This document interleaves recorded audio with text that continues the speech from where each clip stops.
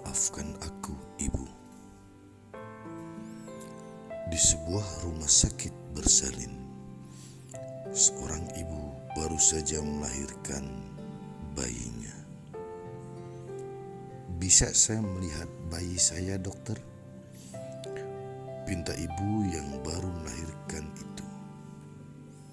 Tentu rona kebahagiaan terpancar dari wajahnya. Namun saat menggendong bayinya tersebut, lalu membuka selimut yang membungkus wajah bayi mungil lelaki tersebut, si ibu terlihat menahan nafasnya. Dokter yang menungguinya segera berbalik memandang ke arah luar jendela rumah sakit tersebut, karena tak tega melihat perubahan wajah si ibu. Bayi yang digendongnya ternyata dilahirkan tanpa kedua belah telinga. Meski terlihat sedikit kaget, si ibu tetap menimbang bayinya tersebut dengan penuh kasih sayang. Waktu pun membuktikan bahwa pendengaran bayi yang kini telah tumbuh menjadi seorang anak itu bekerja dengan sempurna, meski tanpa daun telinga di kanan dan kirinya. Hanya saja penampilannya saja yang tampak aneh dan buruk. Suatu hari, anak lelaki itu bergegas pulang ke rumah dan membenamkan wajahnya di pelukan si ibu sambil menangis. Ibu itu pun ikut berurai air mata. Ia tahu hidup anak lelakinya penuh dengan kekecewaan dan tragedi. Sambil terisak di pangkuan ibunya, anak itu bercerita, "Bu, seorang anak lelaki besar mengejekku. Katanya aku ini makhluk aneh, tanpa kedua telinga." Begitulah, meski tumbuh dengan kekurangan, anak lelaki itu kini telah dewasa, dengan kasih sayang dan dorongan semangat dari kedua orang tuanya. Meskipun punya kekurangan, ia tumbuh sebagai pemuda tampan yang cerdas. Rupanya ia pun pandai bergaul dengan sesama, sehingga disukai teman-teman sekolahnya. Ia pun mengembangkan bakat di bidang musik dan menulis. Akhirnya, ia pun tumbuh menjadi remaja pria yang disegani karena kepandaiannya dalam bermusik. Suatu hari, ayah anak lelaki itu bertemu dengan seorang dokter yang bisa mencangkokkan telinga. "Saya percaya saya bisa memindahkan sepasang telinga untuk putra Bapak. Tetapi harus ada seseorang yang bersedia mendondorkan telinganya," kata dokter. Maka orang tua anak lelaki tersebut mulai mencari siapakah yang mau mendonorkan dan mengorbankan telinga kepada anak mereka. Beberapa bulan sudah berlalu, hingga tibalah saatnya mereka memanggil anak lelakinya itu. "Nak, seseorang yang tak ingin dikenal telah bersedia mendonorkan telinganya kepadamu.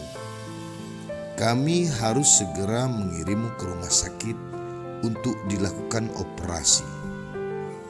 Namun, semua ini sangatlah rahasia," kata si ayah. Lalu Operasi berjalan dengan sukses. Ia pun seperti terlahir kembali. Wajahnya yang tampan, ditambah kini ia sudah punya daun telinga di kiri dan kanannya, membuat ia semakin terlihat menawan. Bakat musiknya yang hebat berubah menjadi kejeniusan, sehingga ia pun menerima banyak penghargaan dari sekolahnya. Beberapa waktu kemudian, ia pun menikah dan bekerja sebagai seorang diplomat. Ia lantas menemui ayahnya. Aku harus mengetahui siapa yang telah bersedia mengorbankan ini semua kepadaku. Ia sungguh telah berbuat sesuatu yang besar, namun aku sama sekali belum membalas kebaikannya. Ayahnya menjawab, "Ayah yakin kau takkan bisa membalas kebaikan hati orang yang telah memberikan telinga tersebut." Setelah terdiam sesaat, ayahnya melanjutkan,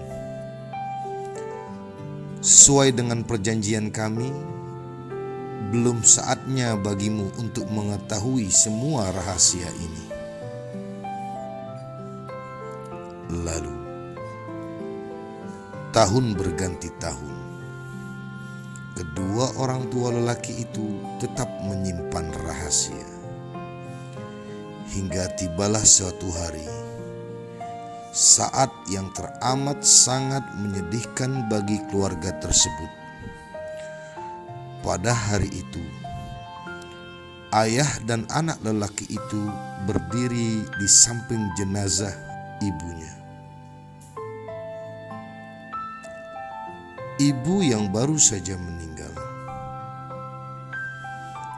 Dengan perlahan dan lembut, si ayah membelai rambut jenazah istrinya yang terbujur kaku.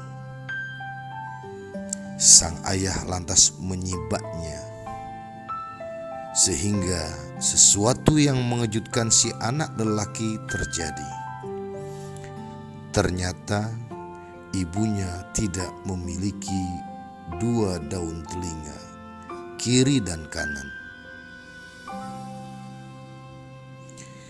"Ibumu pernah berkata bahwa ia senang sekali bisa memanjangkan rambutnya," bisik si ayah.